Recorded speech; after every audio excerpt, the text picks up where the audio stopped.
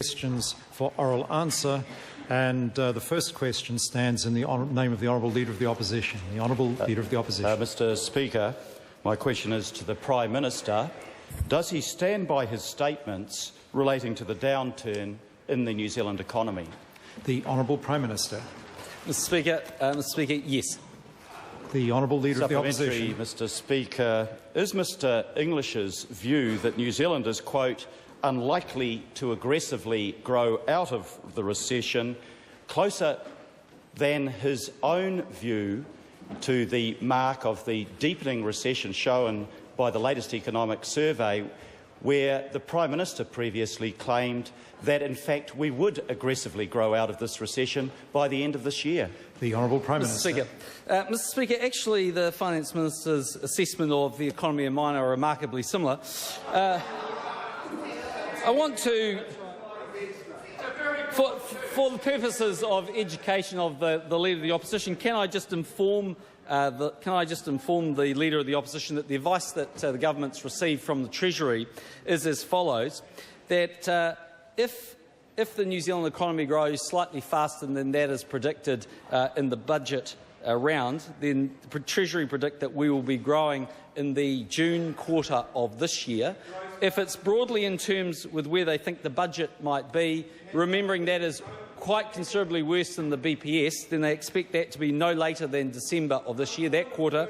Even if it's their doomsday scenario, I think it will be March 2010, and only because the the Leader of the Opposition actually asked the question. Can I just repeat, for the purposes of good order, my quote? When asked by Guy National-Otaki, we're still going to be in recession in a year's time, I said, and this is the quote verbatim, I think by the end of 2009, early 2010, this time next year, we'll be starting to come out of that. I think actually starting to come out of it reasonably aggressively. I'm more optimistic about 2011 than 2010, but nevertheless, I think 2010 will be positive. Once again, we're right on this side of the House. Point of order, Mr. Speaker. Point of order, the Honourable Leader of the Opposition. I seek leave of the House to table the transcript of an interview with Mr. Bill English on question and answer, 5 April 2009, where, contrary to saying that we're going to come out of a recession reasonably aggressively, he says we're unlikely to aggressively grow out of it. Leave is sought to table that document. Is there any objection? There is no objection. The Honourable Leader of the Opposition.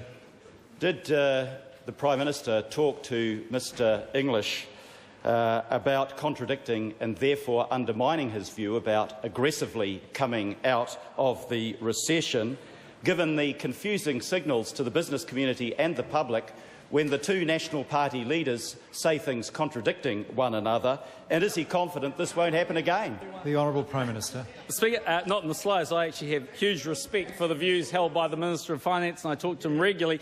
But I might add, on top of the different scenarios that Treasury have provided, it is worth noting just how much of a variation there is out there. Only this week, Burl actually came out thinking unemployment would be 5.2% at its peak. You contrast that to the New Zealand Institute a few weeks earlier saying it would be 11%, NZIER at 6.1%. The reality is we're in a very unusual recession, arguably the worst since the 1930s depression, and there is a range of views of exactly when New Zealand will start growing again. Nathan Guy. Supplementary to the Prime Minister, is the government more concerned about economic forecasts or about actually doing something to help New Zealand through the recession? The Honourable Prime Minister. Speaker, unlike the opposition, this government isn't obsessed with updating and talking about forecasts. We're much more concerned about taking action to help blunt the sharpest edges of the recession. And I might add, well, you know, if I was you, Mr. Carter, I'd go out and get some bike shorts because you'll be using them soon.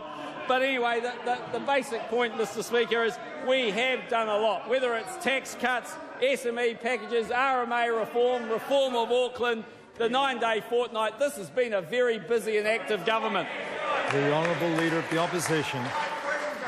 Does the Prime Minister stand by his commitment to a Cape to the Bluff cycleway, creating 4,000 jobs at a cost of $50 million? And if so, how does he explain his deputy's comments on Q&A, quote, well, we won't be spending $50 million this year, or next year, or the year after, which again seems to undermine his leader? And has he talked regularly to Mr English about that? The Honourable Prime Minister. Mr Speaker, I am confident about the cycleway, but actually after looking at the TV1 poll results on Sunday night, I'm fearful that Mr Goff will be on his bike before I am. Nathan Guy. Nathan Guy. Supplementary to the Prime Minister. Will the government be changing its economic and fiscal policies every time an economic forecast changes? The Honourable Prime Minister. Speaker, no, the forecasts of the length and depth of the recession will continue to change over the coming months, but the pathway out of the recession is crystal clear. That is all of the actions that this government has been taking. A busy government, Mr Speaker. The Honourable Leader of the Opposition.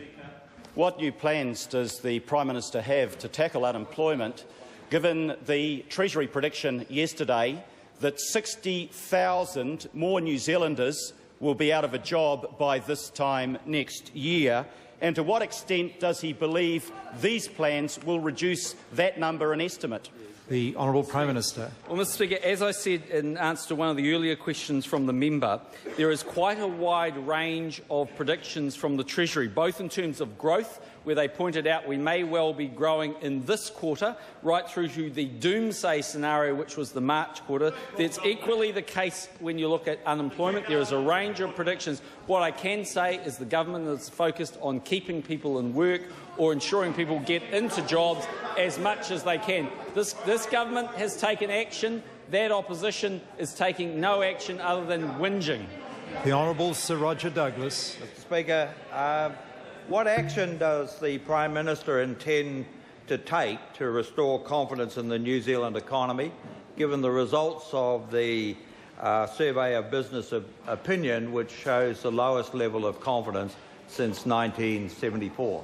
The Honourable Prime Minister. Speaker, well, look, I think the business community is responding to what they're seeing internationally, which is a very weak international position. But I think the New Zealand business community is taking confidence from the fact that this government is acting. 13 days after the Royal Commission report, we announced a plan for reform of Auckland. Tax cuts were delivered on 1 April. A reform of the RMA is flowing through the House. His own leader is working very aggressively and very effectively on reducing regulation across the New Zealand business community.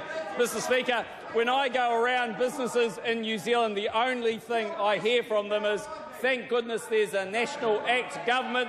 Are we very pleased to see the back of Labour? The Honourable Leader of the Opposition. Question, Mr Speaker.